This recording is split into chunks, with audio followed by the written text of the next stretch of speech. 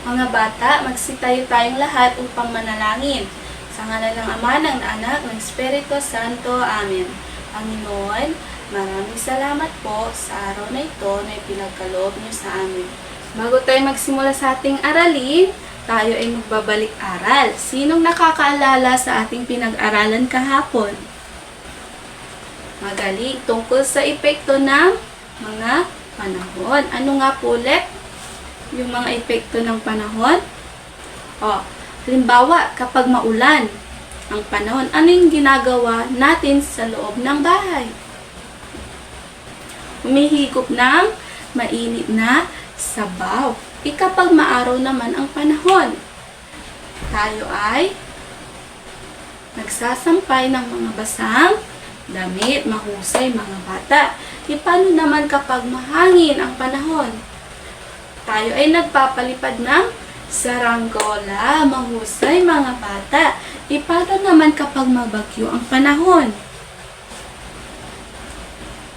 Tayo ay nasa loob lamang ng bahay dahil nakakatakot dahil mabagyo, malakas ang mga hangin at may kasamang mga kulog at kidlat. Tumayo tayong lahat at awitin natin ng sabay-sabay ang kantang Ang Panahon by Teacher Leo.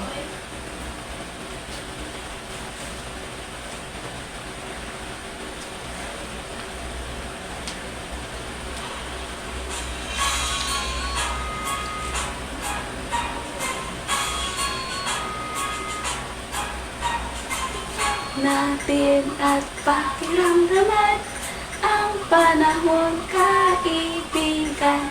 Araw ba o maulan, pagpasok sa eskwelahan. Araw-araw ang panahon, araw-araw ang panahon, araw-araw ang panahon, araw-araw. Tingnan natin at pakiramdaman ang panahon, kaibigan. Maaraw ba umulan, pagpasok sa eskwelahan. Maulan ang panahon, maulan ang panahon, maulan ang panahon, maulan ang panahon. Magaling mga bata, palakpakan ninyong mga sarili. 1, 2, 3. 1, 2, 3. G-O-O-D-J-O-B. Good job. Good job. Okay mga bata, maaari na po kayong umupo. Ngayon naman ay maaari nyo bang tignan sa labas kung ano ang panahon ngayon? Anong panahon ngayon mga bata? Maaraw. Magaling. Ang panahon ngayon ay maaraw. Dumako naman tayo sa ating bagong aralin. Ano naman sa tingin nyo ang ating pag-aaralan ngayon? Tungkol sa kay May? Magaling, mahusay. Ang ating pag-aaralan ngayon ay tungkol sa 5 uri ng panahon. Ano nga po ulit ang 5 uri ng panahon? Ang maaraw na panahon, mahangin na panahon, maulan na panahon, at maulap na panahon, at mabagyong panahon. Naintindihan po mga bata? Husay. Handa na ba kayong matuto?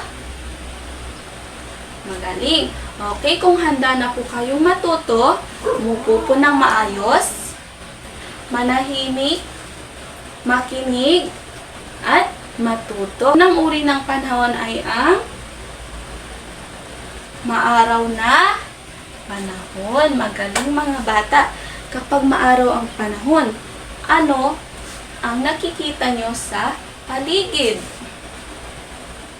Anong yung nakikita sa paligid kapag maaraw ang panahon? Siyempre, mainit ang panahon. Mainit. Kaya ano yung mga dapat nating gawin? mahusay. Kapag lalabas sa labas, o kapag pupunta sa labas, anong dapat natin gawin? Magdala ng payong. Ano pa? Magdala ng o magsuot na sunglass para maproteksyonan ang ating mga mata. Ano pa? Magdala ng or gumamit ng sunscreen para maproteksyonan ang ating mga balat. Mahusay. Kapag kailangan, uminom din tayo ng maraming tubig para hindi tayo mauuhaw o mahimatay sa labas dahil mainit ang panahon. Ano naman ang pangalawang panahon ay ang maulap na panahon. Ano sa tingin nyo ang nakikita nyo sa paligid kapag maulap ang panahon? Makulimlim. Magaling makulimlim ang ulap, makulimlim ang panahon. Ano ang mga maaaring gawin natin kapag maulap ang panahon? Maaari tayong mag-picnic. Magaling mag-picnic sa labas kasama ang ating mga pamilya o kaibigan. Magaling mga bata. Pangatlo ay ang mahangin na panahon. Ano sa tingin nyo ang nakikita nyo sa paligid kapag mahangin ang panahon? Magaling. Ang mga puno ay parang sumasayaw dahil malakas ang hangin.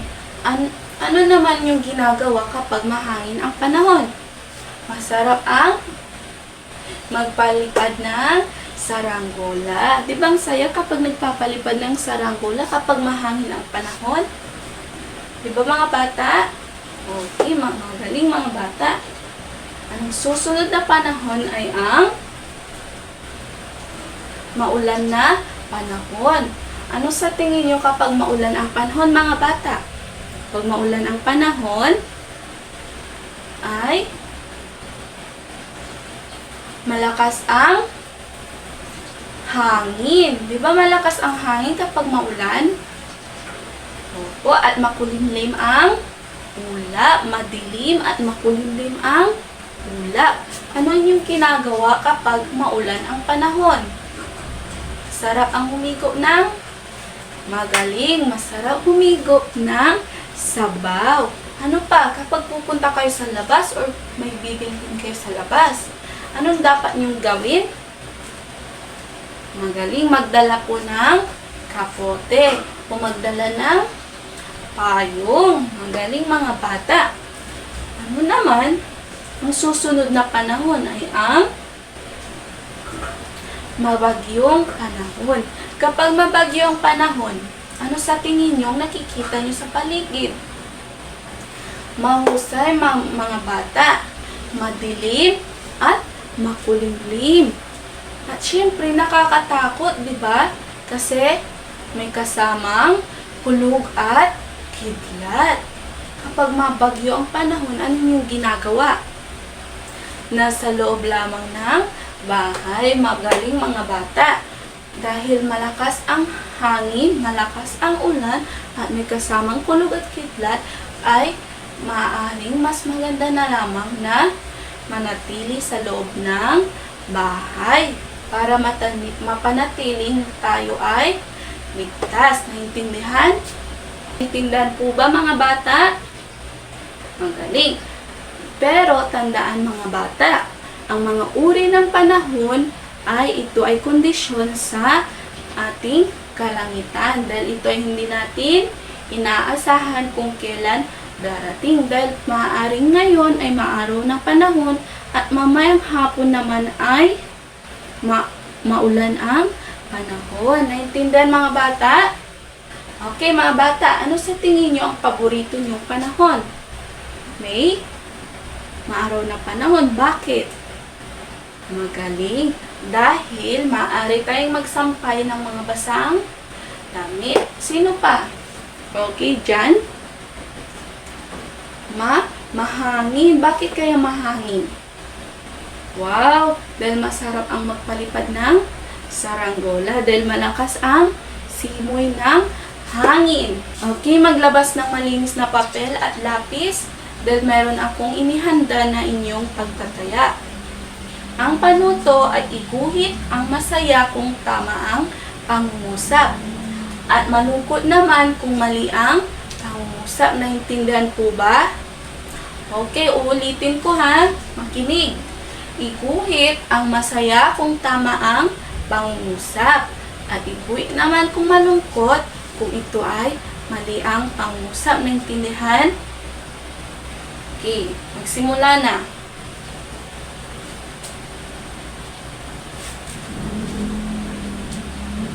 Okay, tapos na po ba? Maglabas naman ng kwaderno. Dahil meron akong inihandang asignatura na inyong gagawin sa inyong bahay.